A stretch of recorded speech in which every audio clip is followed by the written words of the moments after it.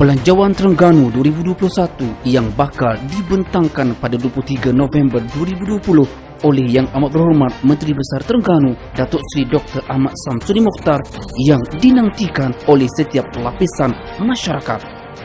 Belanjawan ini diharap dapat memenuhi hak dan juga memastikan kepentingan rakyat terbela selain dapat memajukan ekonomi negeri Terengganu ke arah yang lebih berdaya saing sejajar dengan slogan Terengganu Maju Berkat Sejahtera. Oleh itu, marilah kita sama-sama mendengar suara dan hasrat rakyat untuk pembentangan Belanjawan 2021 kali ini.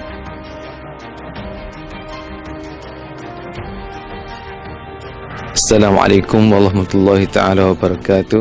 Saya Abdul Mukmin bin Abdul Wahab sebagai ketua kelompok di Kampung Kubatangga, Sungai Rengas dan Padasna. Saya seorang petani. Saya buat padi sini lebih kurang 10 tahun dah lah. Jadi maknanya sini kita nak kerajaan Terengganu memberi kebaikan lah untuk petani. Yang pertamanya dari segi saluran parit-parit lokang ke, kalau bulan 11 12 ni kok ada banjir lah sikit. Kalau boleh tu kerajaan Terengganu ni ambil sana lah sikit untuk kemudahan petani lah. Bajet 2021 ni kerajaan Terengganu harulah beri kepada petani-petani untuk memajukan industri padi ni lah. Saya bersyukur sangatlah dengar khabar kerajaan Terengganu memberi komitmen yang tinggi lah untuk petani 2021 ni. Terima kasih banyaklah kepada MB kita dan pemimpin-pemimpin. Semoga Terengganu ni menjadi maju, berkat dan sejahtera.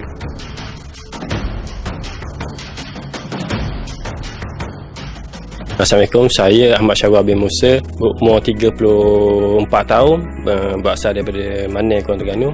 Saya mengusahakan ternakan arenab ni dah masuk tahun ke-4. Alhamdulillah, sambutan untuk peternakan anak ni semakin mendapat sambutan. Harapan saya bagi bajet Terengganu 2021, semoga dengan apa yang berlaku untuk COVID tu, ada sedikit harapan dalam bidang peternakan ni. Semoga rantaian makanan ni dapat diteruskan. Jika bajet yang akan datang dapat mempertingkatkan lagi keluaran untuk bidang peternakan ni, alhamdulillah. Sebab saya rasa keadaan sekarang penting bagi kita mempertingkatkan ekonomi, terutamanya daripada sumber peternakan dan pertanian. Sekarang kita sedang kolaborasi dengan company daripada Perancis untuk memasukkan baka hybrid. Dalam bulan 1 insya-Allah kita akan dapat induk daripada Perancis. Dan harapan kita untuk dalam bidang peternakan ni semoga dapat bantuan dari segi marketing ataupun dari segi publicity. Alhamdulillah jika itu yang dapat diberikan. Terima kasih kepada kerajaan negeri kerana membantu kami peternak-peternak kecil. Semoga dapat diteruskan pada masa akan datang. Assalamualaikum warahmatullahi wabarakatuh. Nama saya Muhammad Hanif bin Mazin, merupakan pengusaha kepada Popis di Batu Rakit.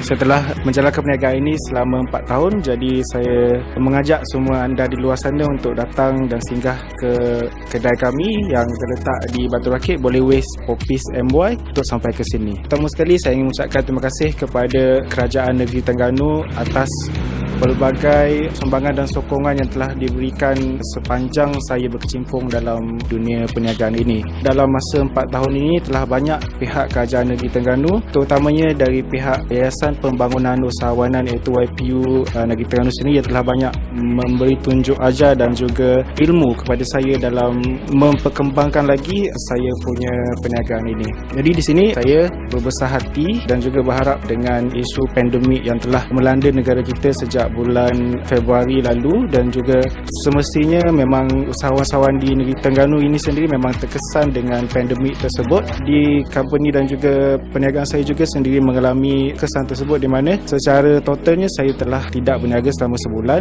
masa PKP 1 dan PKP 2 itu.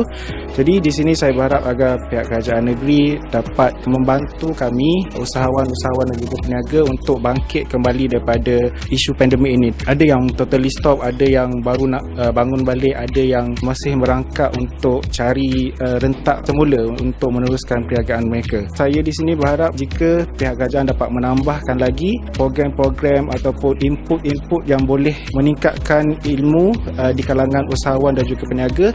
Contohnya dari segi platform digital, saya di sini sangat menekankan aspek digital, di mana pada zaman sekarang memang secara totalnya saya sangat bersetuju pemasaran digital itu amat penting dalam dunia sekarang ni. Daripada segi kita punya pengurusan perniagaan, kita punya accounting, management juga, jika boleh pihak kerajaan dapat menyumbangkan program-program yang boleh membantu peniaga-peniaga kecil di luar sana.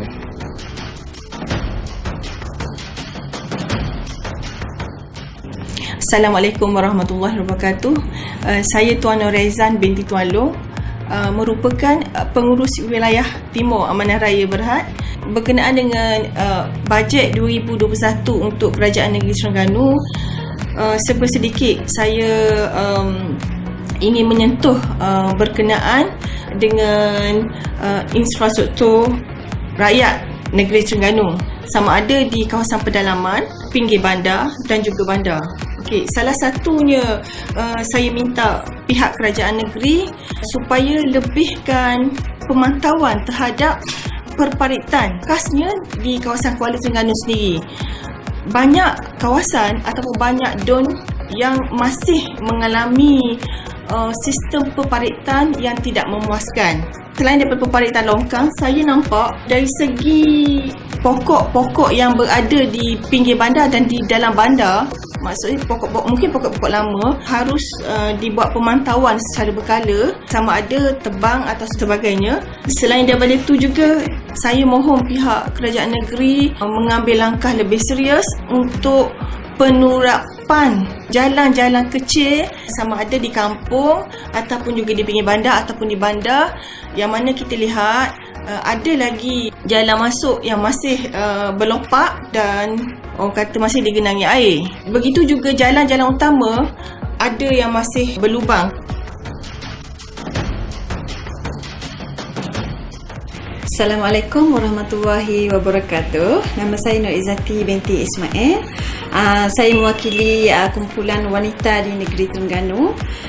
Jadi ada beberapa hasrat daripada kami yang mungkin boleh diselaraskan bagi menepati bajet Terengganu 2021. Kami golongan wanita terutamanya memerlukan bimbingan dari segi ilmu perniagaan daripada kerajaan negeri.